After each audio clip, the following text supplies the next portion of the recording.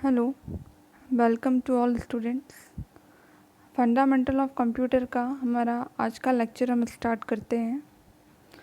हमने हमारी पिछली क्लास में पढ़ा था generation of computer, that means computer की पीढ़ियाँ। मैंने आपको बताया था कंप्यूटर की टोटल 5 पीढ़ियाँ हैं। पहले हम प्रथम पीढ़ी से चलते चलते 5वीं पीढ़ी तक पहुँचे हैं।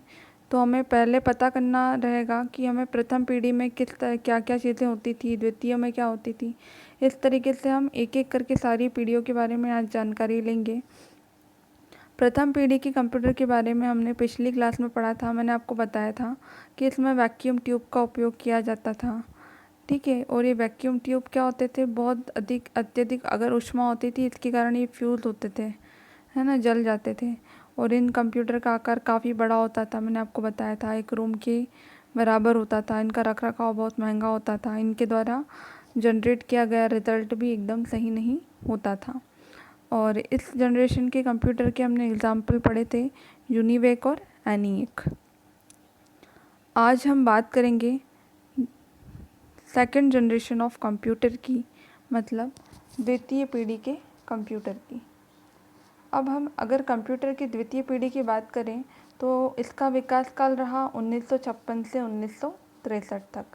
अब द्वितीय पीढ़ी के जो कंप्यूटर थे उनमें ट्रांजिस्टर का उपयोग होने लग गया।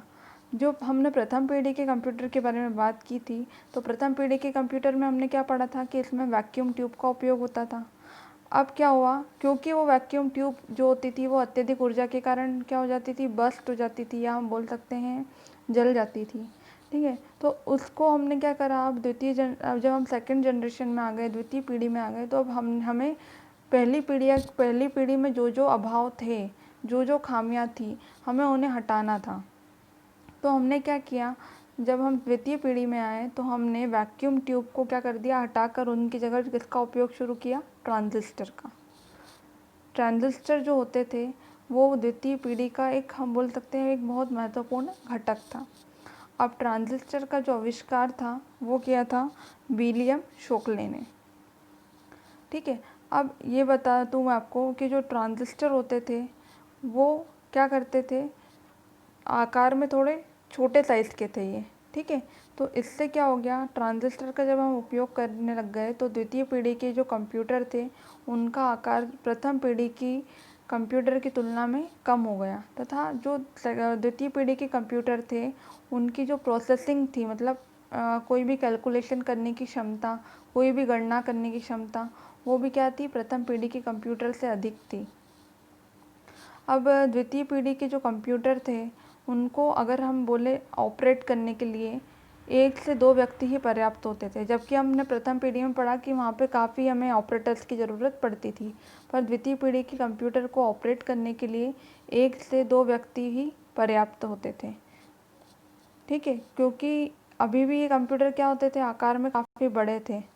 द्वितीय पीढ़ी के कंप्यूटर भी आकार में बड़े थे पर प्रथम पीढ़ी की तुलना में छोटे थे, ठीक है। तो प्रथम जो द्वितीय पीढ़ी के कंप्यूटर थे वो भी क्या थे, आकार में काफ़ी बड़े थे। उन्हें एक स्थान से दूसरे स्थान पर ले जाना आसान नहीं था।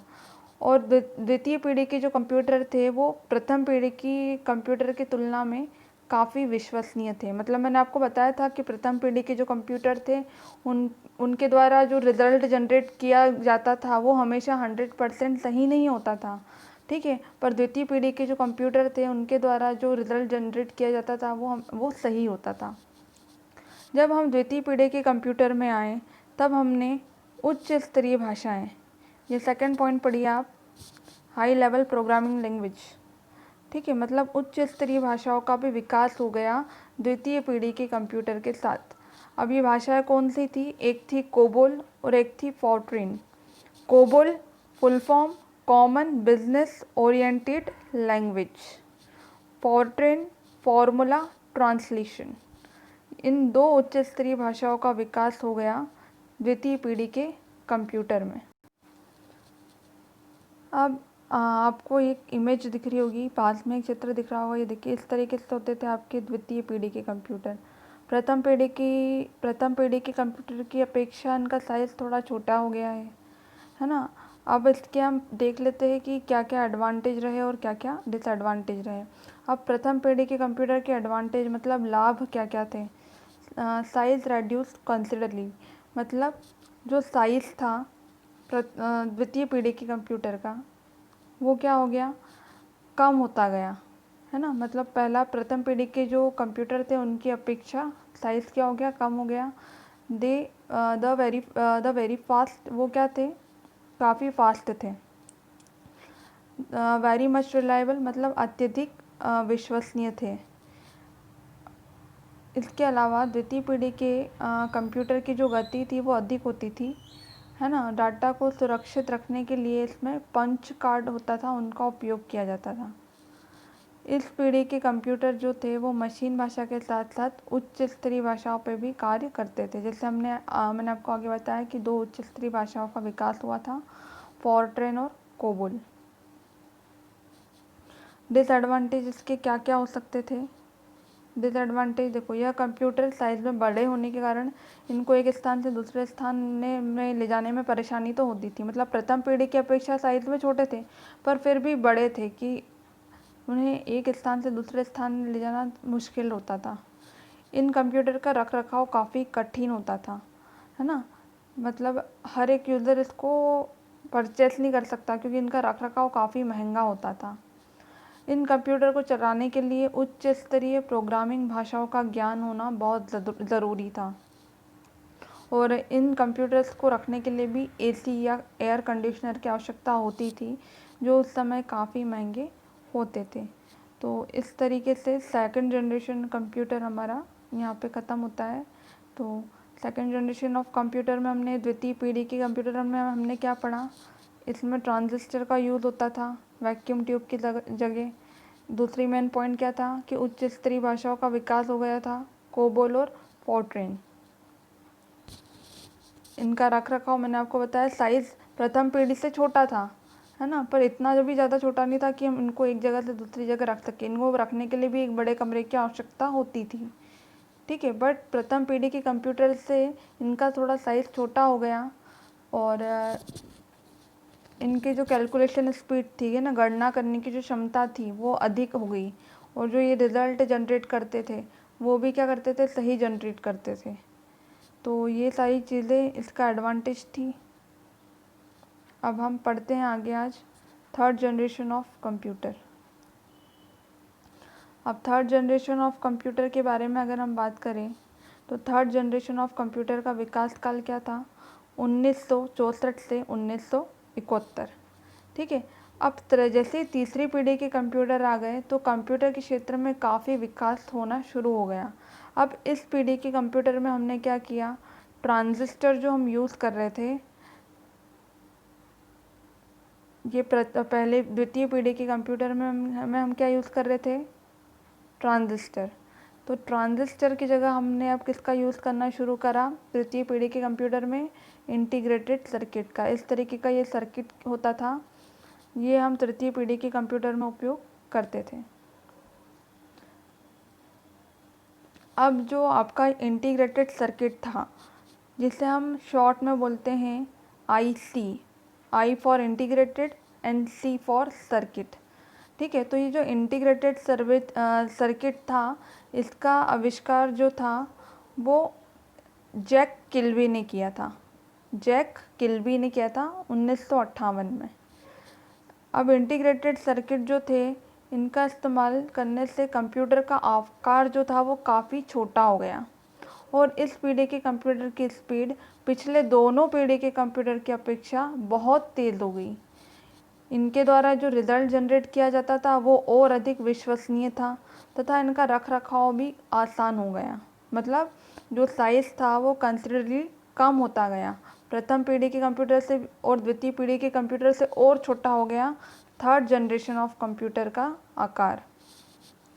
अब इस कंप्यूटर में हमने क्या किया,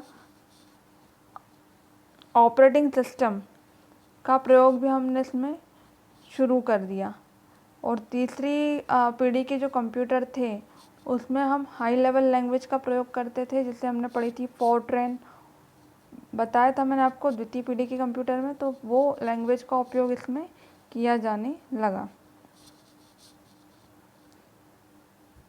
अब जब हम थर्ड जनरेशन ऑफ कंप्यूटर में आ गए तो हमने क्या किया, माउस का उपयोग, कीबोर्ड का उपयोग, मॉनिटर, ये सारी चीज़ें अस्तित्व में आ गई। कब? थर्ड जनरेशन ऑफ कंप्यूटर से। ये देखिए,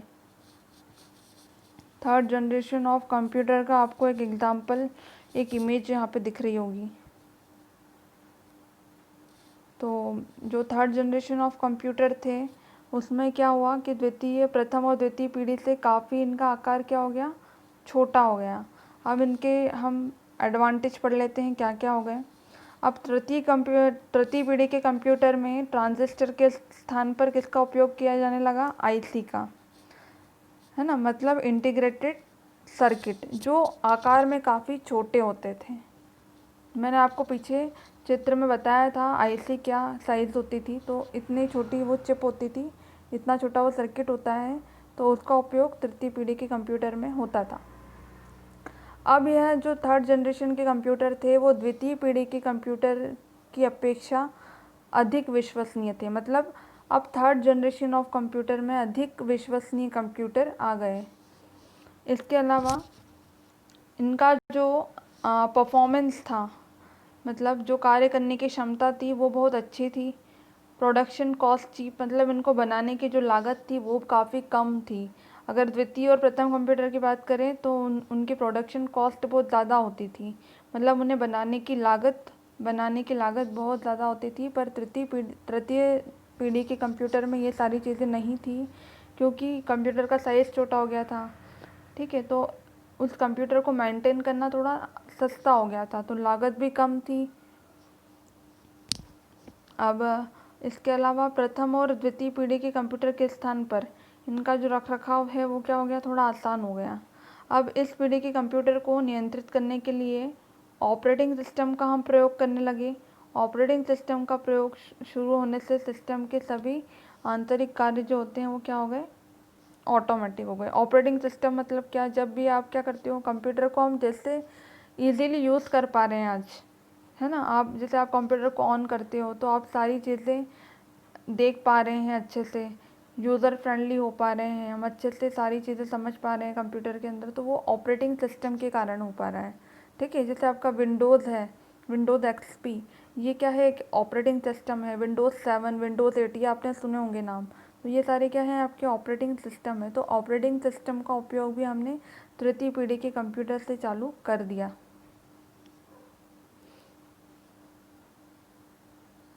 अब इसके डिसएडवांटेज क्या क्या हो सकते हैं, मतलब कि इसमें कुछ क्या क्या चीज़ें सुधार करने लायक थी तृतीय पीढ़ी के कंप्यूटर में, क्या क्या हम बोल सकते हैं अभाव थे। पहला तो यही था कि ये कंप्यूटर में भी हमें एयर कंडीशनर की ज़रूरत थी। अगर एक कंप्यूटर है तो ठीक है, लेकिन अगर ज़्यादा कंप्यूटर रखे हैं एक जैसे, तो एयर कंडीशनर की ज़रूरत है। इसके अलावा जो आईसी जो चिप होती थी, है ना, वो बहुत अधिक जटिल थी। मतलब उन वो बहुत ज़्यादा सोफिस्टिकेटेड थी, मतलब उनका उपयोग बहुत सावधानी से किया जाना चाहिए, ऐसा बोल सकते हैं। तो जो आईसी थी वो सोफिस्टिकेटेड थी, उनका उपयोग बहुत सावधानीपूर्वक किया जाना होता था। तो ये आपके थर्ड जनरेशन ऑफ कंप्यूटर, तृतीय पीढ़ी के कंप्यूटर के कुछ अभाव थे, और मैंने आपको इसके लाभ भी बता दिए। अब हम आते हैं चतुर्थ पीढ़ी के कंप्यूटर में। चतुर्थ पीढ़ी के कंप्यूटर की शुरुआत हुई 1971 से अभी तक अगर हम बात करें। ठीक है, अब माइक्रो प्रोसेसर जो है वो अस्तित्व में आ गया चतुर्थ पीढ़ी के कंप्यूटर से। जो हम अभी यूज़ कर रहे हैं कंप्यूटर्स, उन सभी में माइक्रो प्रोसेसर लगा होता है। ठीक है, ये माइक्रो प्रोसेसर की आप इमेज देख पा रहे हैं। तो इस तरीके का एक माइक्रो प्रोसेसर होता है जो एक सिलिकॉन चिप पे बना होता है। तो चतुर्थ पीढ़ी के जो कंप्यूटर थे, इसमें इंटीग्रेटेड सर्किट के स्थान पर very large scale integrated chip का प्रयोग किया जाने लगा, VLSI, जिसे हम बोलते हैं micro processor, very large scale integrated chip, इसे हम बोलते हैं माइक्रो प्रोसेसर इन शॉर्ट।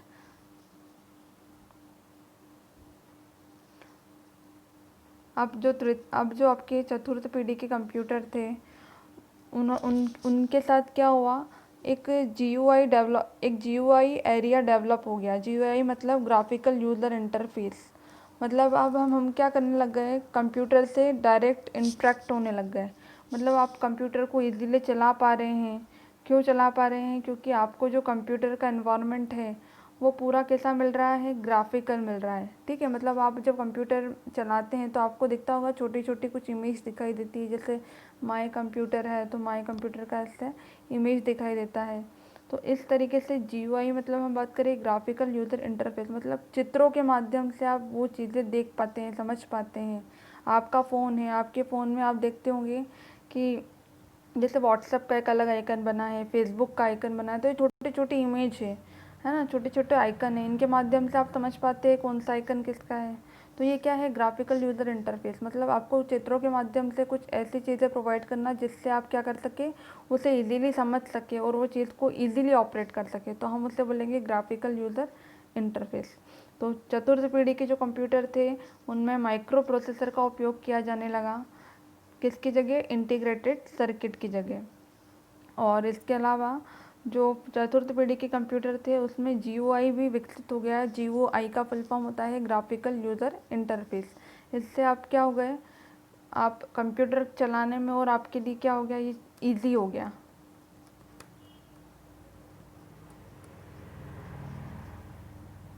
ये देखिए आप 4th जनरेशन ऑफ कंप्यूटर हम देख पा रहे हैं यहाँ पर। जो हम अभी कंप्यूटर यूज़ करते हैं वो कौन से हैं आपके? 4th generation of computer. तो 4th जनरेशन ऑफ कंप्यूटर में आप इमेज देख पा रहे हैं, इस तरीके की इमेज, सॉरी, ये इस तरीके की इमेज होती थी और इस तरीके का एक माइक्रो प्रोसेसर जो होता था वो उपयोग में किया जाता था।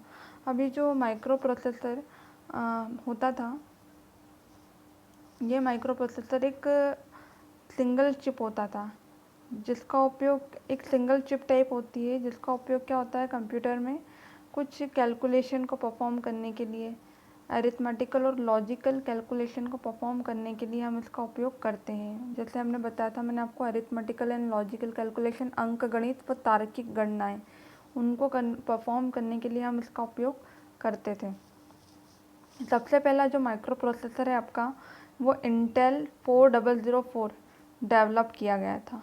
इंटेल 4004 डेवलप किया गया था एंड जो इंटेल कंपनी ने ही इसे डेवलप किया था। अब इस जनरेशन के कंप्यूटर में एडवांटेज तो बहुत सारे थे। जैसे क्या क्या एडवांटेज हो सकते हैं? पहला तो यही कि इनका जो कैलकुलेशन स्पीड थी, कार्य करने की क्षमता थी, बहुत अधिक, बहुत ज़्यादा फास्ट थी। ठीक है, कार्य करने की क्षमता बहुत अधिक थी। यूज़र इसे इजीली ऑपरेट कर सकते थे, है ना। ये मतलब कोई भी यूज़र इसे इजीली ऑपरेट कर सकता है, उसके लिए किसी प्रोग्रामिंग भाषा का ज्ञान होना ज़रूरी नहीं है, क्योंकि ये जो कंप्यूटर थे वो यूज़र फ्रेंडली थे। यूज़र फ्रेंडली का मतलब है कि कोई भी यूज़र, कोई भी व्यक्ति इसे आसानी से चला सकता है। तो ये क्या थे? यूज़र फ्रेंडली थे। मतलब इसे चलाने के लिए कोई बहुत अधिक आवश्यक, ऐसा ज्ञान की आवश्यकता नहीं होती थी कि आपको बहुत ज़्यादा लैंग्वेज का ज्ञान होना चाहिए तो ही आप इस कंप्यूटर को चला सकते हैं। तो ये सारी चीज़ें नहीं थी। इसके अलावा ये जो कंप्यूटर थे, इस जनरेशन के कंप्यूटर में हम नेटवर्क के द्वारा एक दूसरे को जोड़ा जा सकता था। मतलब दो कंप्यूटर्स को हम आपस में जोड़ सकते हैं। तो ये सारी फैसिलिटी किसमें मिली हमें? 4th जनरेशन ऑफ कंप्यूटर में। जो कंप्यूटर्स आज हम यूज़ कर रहे हैं वो है आपके चतुर्थ पीढ़ी के कंप्यूटर, मतलब 4th जनरेशन ऑफ कंप्यूटर। ये जो कंप्यूटर है वो एक्यूरेट रिजल्ट जनरेट करते हैं, मतलब 100% रिजल्ट सही जनरेट करते हैं। इनकी कार्य करने की क्षमता बहुत अधिक होती है, एक्यूरेसी काफ़ी अच्छी होती है। इनका रख रखाव भी ज़्यादा मुश्किल नहीं है। जैसा अगर हम तृतीय पीढ़ी तक के कंप्यूटर की बात करें तो उनका रख रखाव थोड़ा मुश्किल था, पर चतुर्थ पीढ़ी के कंप्यूटर जो थे उनमें मेंटेन तो उनको करना पड़ता है, लेकिन बहुत अत्यधिक, बहुत ज़्यादा ध्यान देने की आवश्यकता इतनी नहीं होती है। इन्हें रखने के लिए AC की भी आवश्यकता नहीं होती है। अगर कम कंप्यूटर्स रखे हुए हैं तो ज़रूरी नहीं है कि आप AC लगवाओ, इतनी हीट प्रोड्यूस नहीं करते हैं। ठीक है, और इसके अलावा हाई लेवल लैंग्वेज का भी इसमें यूज़ होने लग गया, जैसे आपकी C और C++, ये दो प्रोग्रामिंग भाषाएं हैं। इनका उपयोग भी चतुर्थ पीढ़ी के कंप्यूटर में होने लग गया।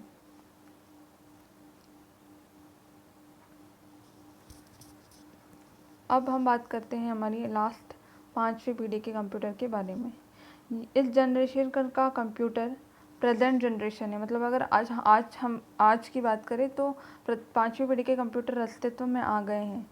ठीक है, जैसे हमने बात कर रहा था चतुर्थ पीढ़ी के कंप्यूटर किस पे काम करते थे, VLSI पे, मतलब very large scale integration, VLSI।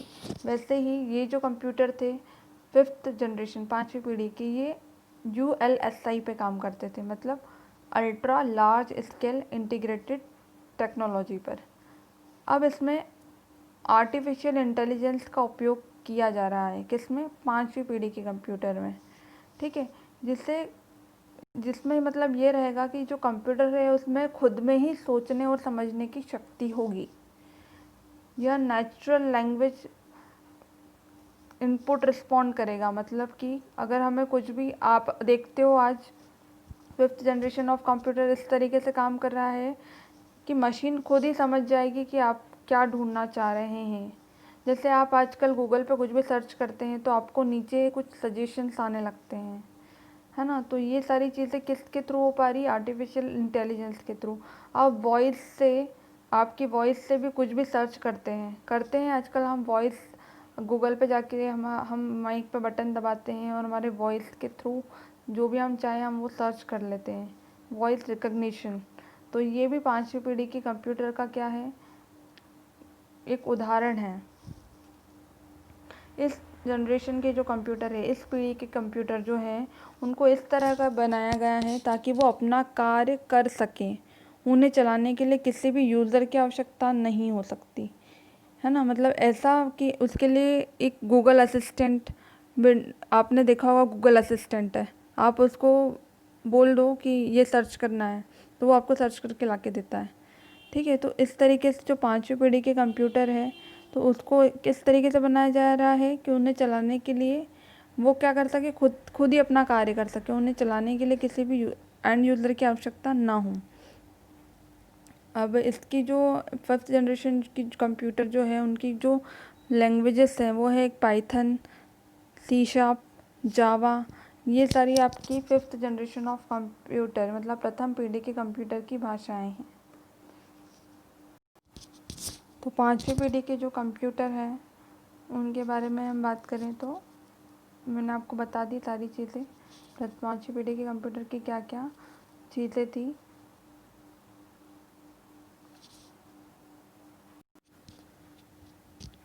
तो जो आपके 5वीं पीढ़ी के कंप्यूटर हैं उसमें हम इंटेल पेंटियम जैसे प्रोसेसर का इस्तेमाल किया जा सकता है। जैसे आपने नाम सुने होंगे प्रोसेसर के, dual core, triple core, quad core. ये सारे जो प्रोसेसर्स हैं ये आपके सभी 5th जनरेशन ऑफ कंप्यूटर में उपयोग किए जाते हैं। 5th जनरेशन ऑफ कंप्यूटर जो होती थी इसमें कुछ एल्गोरिथम के माध्यम से कंप्यूटर में बोल सकते हैं हम कोडिंग की जाती है। और इस कंप्यूटर की 5वीं पीढ़ी के कंप्यूटर की विशेषताएं क्या क्या हैं।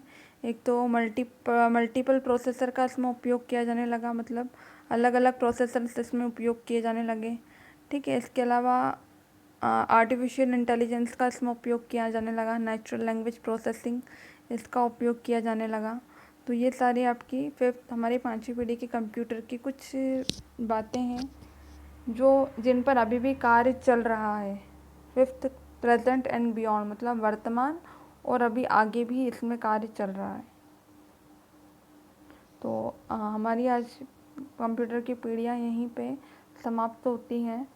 आपको जो भी डाउट है आप पूछ सकते हैं। Thank you.